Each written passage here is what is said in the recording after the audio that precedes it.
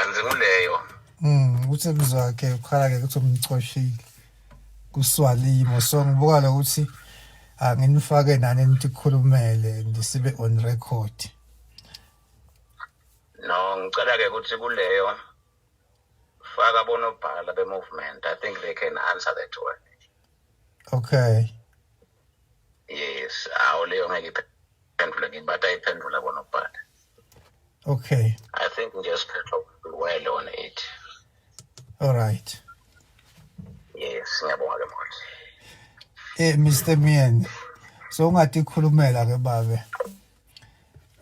Mina sengikwendile okufanele ngabatsinza ucoshwe ngo-president.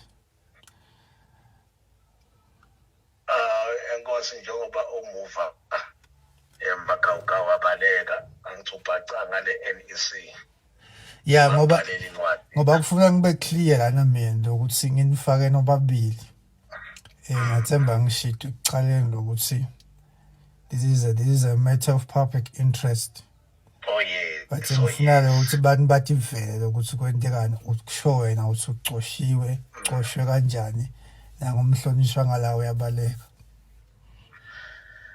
Bengicabanga ukuthi yenkosi njengoba bawukhulumile wena lokuthi ke njengoba ukhuluma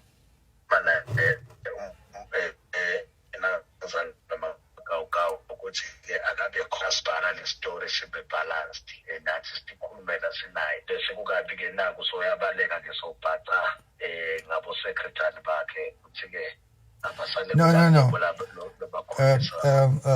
mina naze ngitsinze president sekugimi lokuthi ngitsinza labashoko noma ngiyifaka lenza ngoba sengikwendile lokufanele.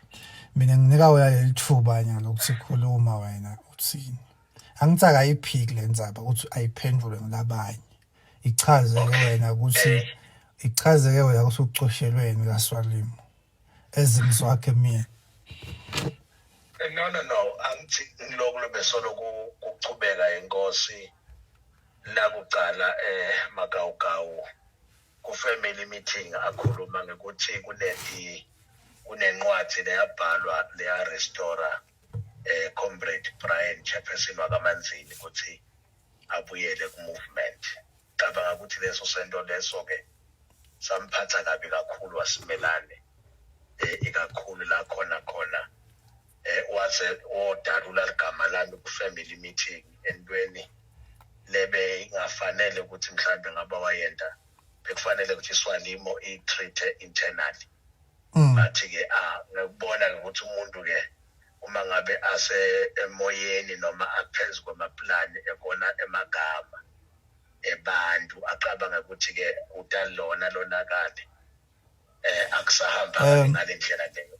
So nanyalo yaqhubeka ke inkosi ngibona incwadi bangisendela mina lana nje sebabhalile baparadisa bo 5 wema witnesses bathi kunale disciplinary committee layikhetha lehlangene yase yakhasijubo sekuthi kangisale ngiqoshwa ke mina ku movement totally all together man ukhona yini umthetho lo mipolice ukuthi nawe endelo le DC 70 sekuthi on what basis kude ipolice lenjalo enkosi kuSwalimo kude nalama document diyanima nje disesibayeni sinye divanga igama la Magawugawu ukuthi uthini kuphela kude lokunye lokukhulumako kufuneka ube ngi-yes man lokho lakukhulumako mawungabe awuhambisani nako sewuqoshile nje kanjalo.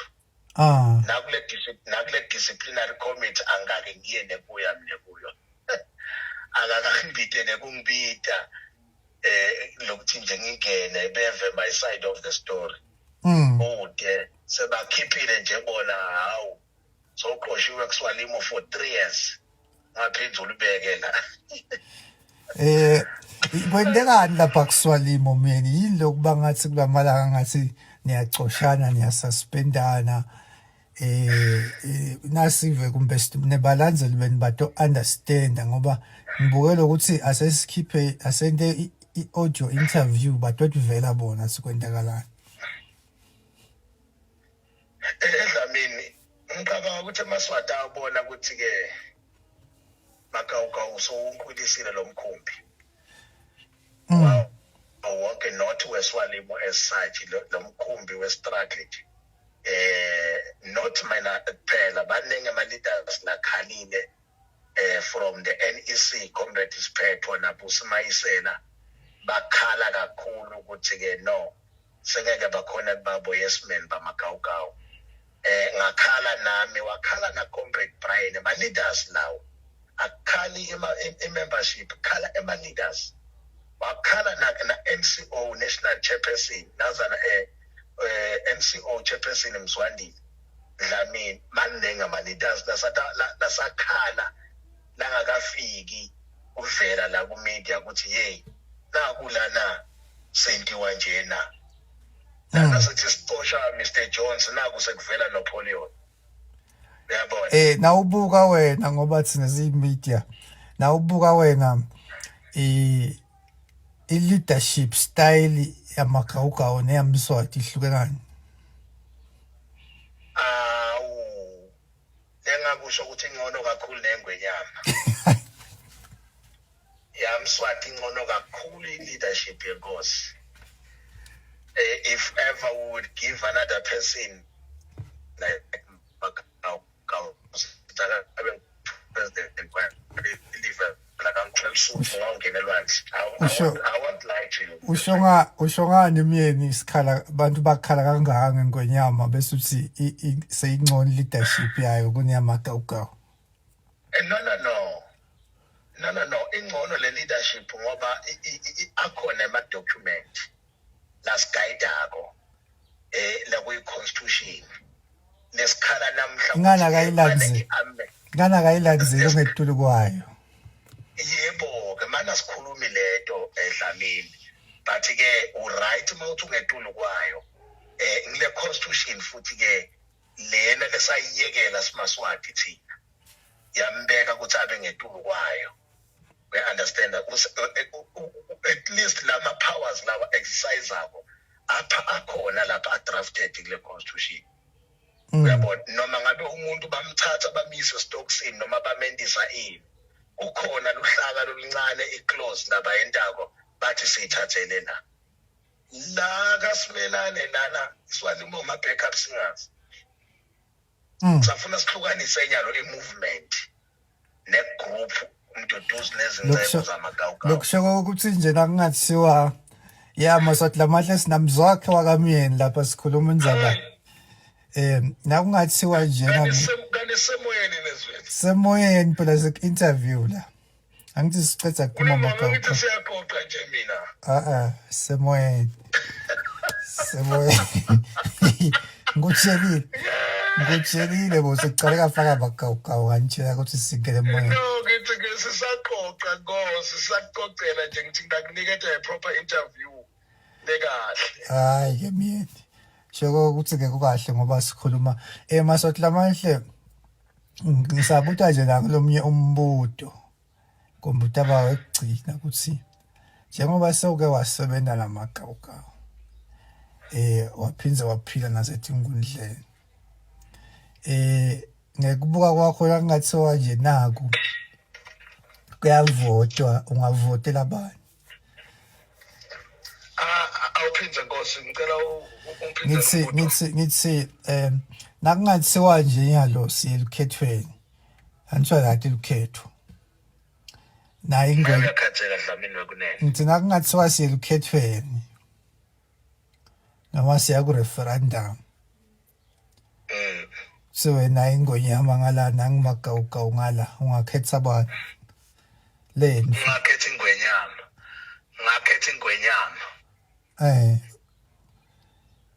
angeke ngicambe manga angakhetha ingwenyama uma ngabe livele ngabuswa kuMagawugawu singayewena imbamba ngikutshela nje liqiniso angeke ngidlale ngcono ukuhlupheka kwaseGibhithe kuneKhenani longayadi ukuthi ke injani.